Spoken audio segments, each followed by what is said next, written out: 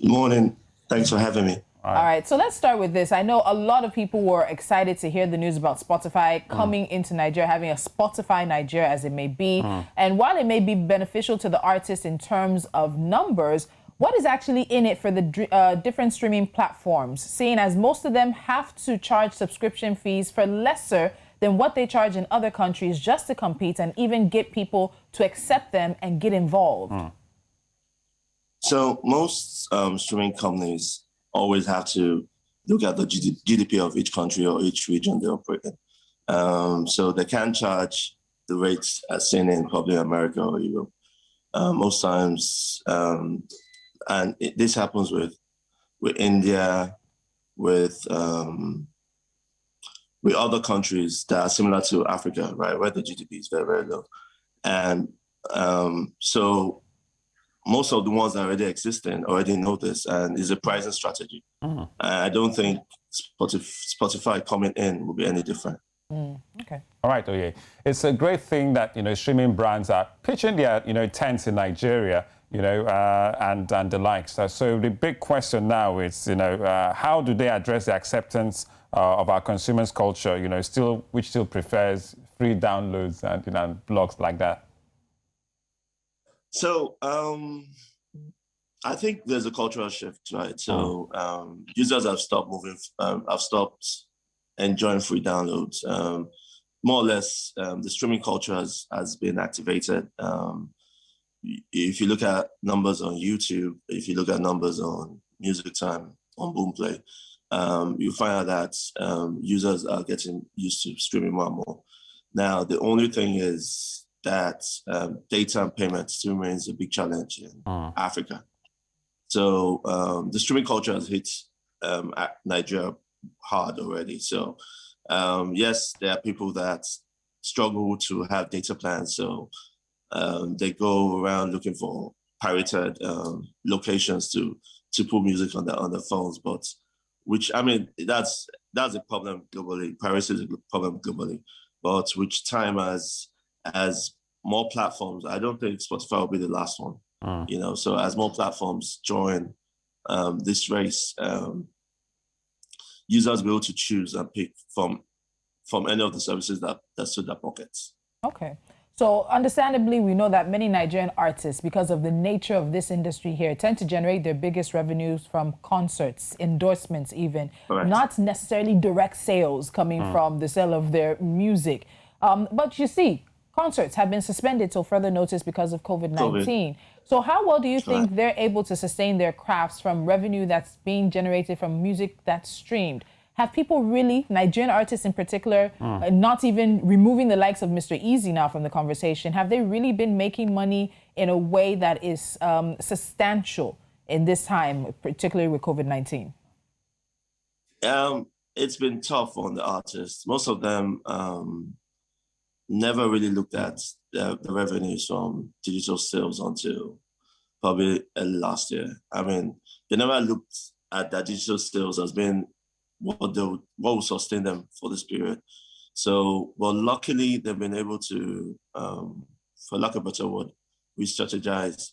So last year I saw a lot of releases. I think that was the most releases by Nigerian artists ever. A few artists even dropped 2 albums in 12 months. So they've been able to concentrate better. They've been able to build better teams.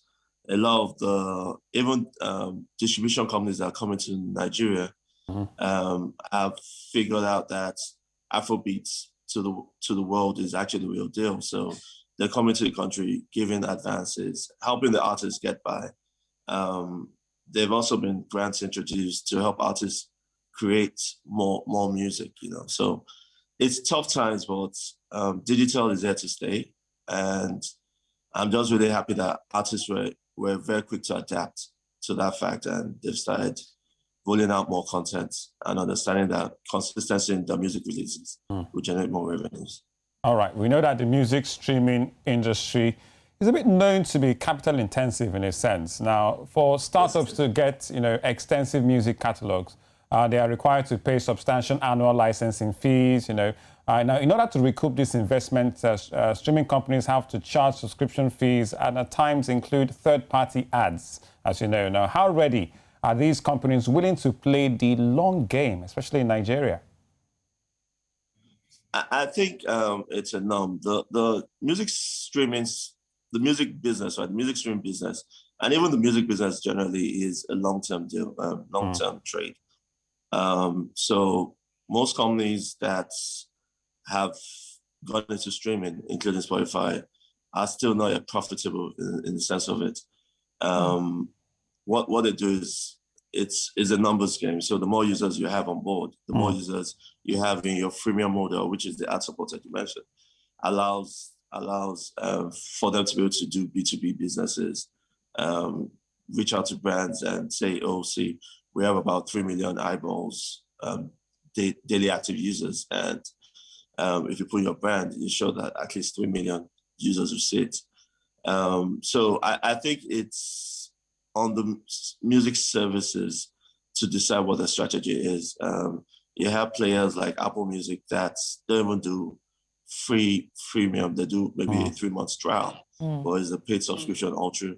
So it all varies, and it depends really on the music service, what they think would work for the market. Okay, so we talk a lot about the streaming platforms, but let's quickly touch on the artists before we wrap up. Do you think Nigerian artists and by extension African artists are ready for this new direction that is coming?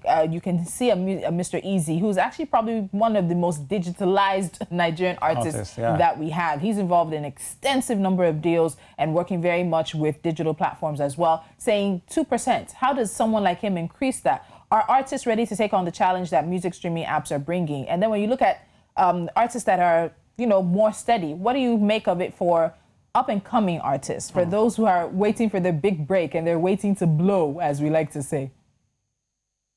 I think artists generally need to have that digital strategy. They have to have their go-to-market plans ready. They have to understand that music is digital.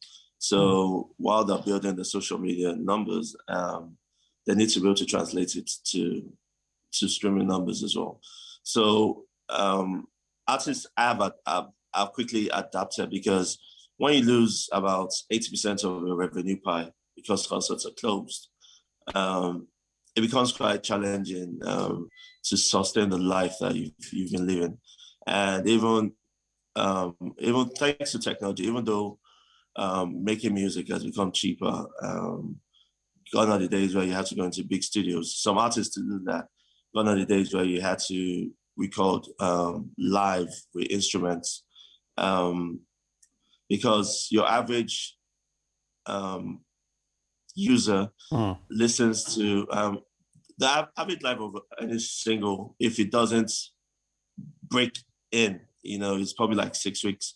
So artists have to continuously churn out music. So the best advice I'll give is keep your music production low, and so that at least your capital that you put in can be quickly recovered.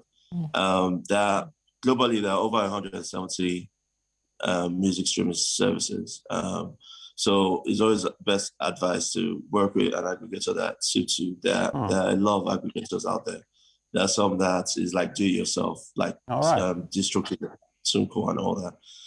But there are some that also do a split on your revenue. So it could be 50-50 split or 70-30. And what those ones help you do is the pitch into the music stores, the major ones. So they put you on playlists, they curate for you and all that. Now, playlisting has become sort of like the bloodline of music service.